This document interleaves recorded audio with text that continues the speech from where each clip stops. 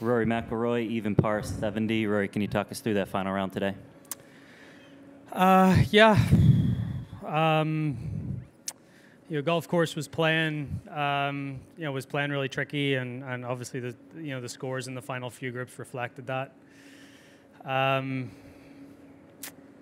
Yeah, I mean, I didn't feel there's a couple of things that I probably would have done differently, but all in all, I played a solid round of golf. That one wedge shot on 14, missed birdie putt on 8. Really, apart from that, I did everything else the way I wanted to. But yeah, fine margins at this level and at this tournament especially. And but I fought to the very end. I obviously never give up, and I'm getting closer. The more I keep putting myself in these positions, sooner or later it's going to happen for me, and just got to regroup and get focused for Hoylake in a few weeks' time. Start over to your right.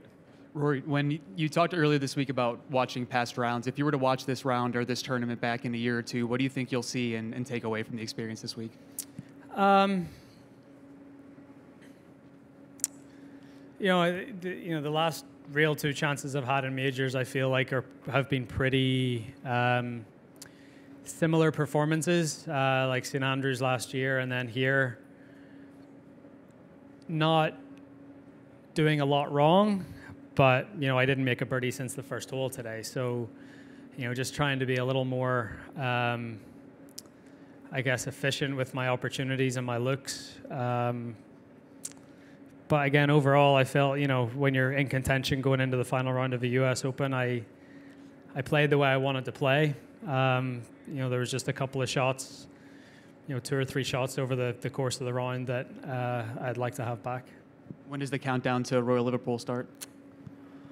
3 minutes ago, I guess. Yeah, I'll play Travelers next week. I'll play the Scottish Open.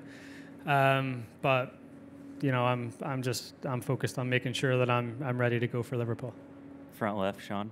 Can you just take us through the third shot at 14 and just what happened there? Yeah, as I was walking up to it, I felt like it was a perfect full sand wedge. Hit it hard, get some spin on it, and then while we were getting prepared for the shot, the wind started to freshen a little bit. So, full sand wedge wasn't getting there. So I just said to Harry, 3/4 gap wedge would be perfect.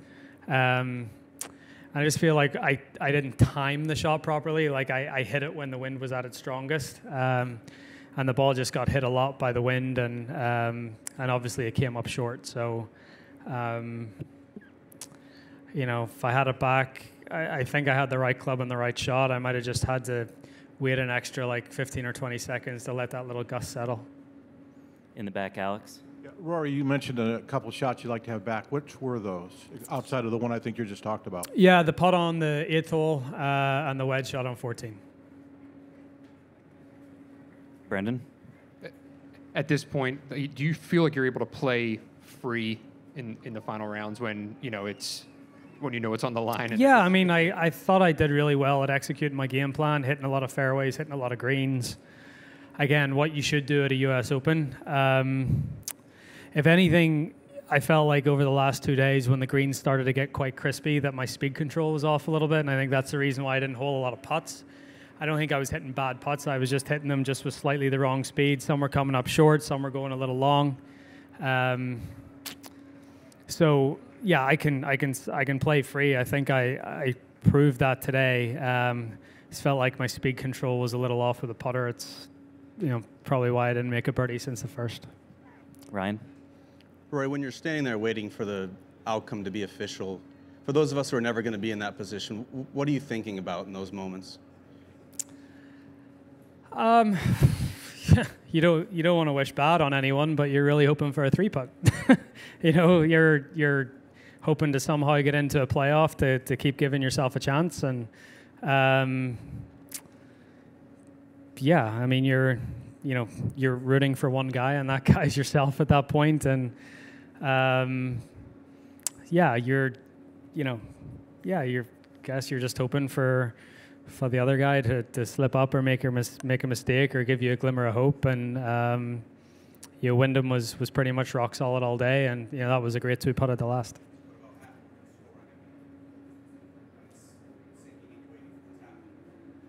Oh yeah, I mean, I didn't even need to wait for the tap in. I mean, it's just sort of, as soon as he cozied it up there, it was like, okay, get through this and then go home and regroup. Last question, Kevin. Right there. We keep having to ask you questions about how do you deal with disappointment? Do you learn things, this and that? I'm wondering if it's kind of getting exhausting to have to answer those kind of things. It is, but at the same time, when I do finally win this next major, it's going to be really, really sweet. So, I would go through 100 Sundays like this to get my hands on another major championship. Thanks, Rory. Thank you.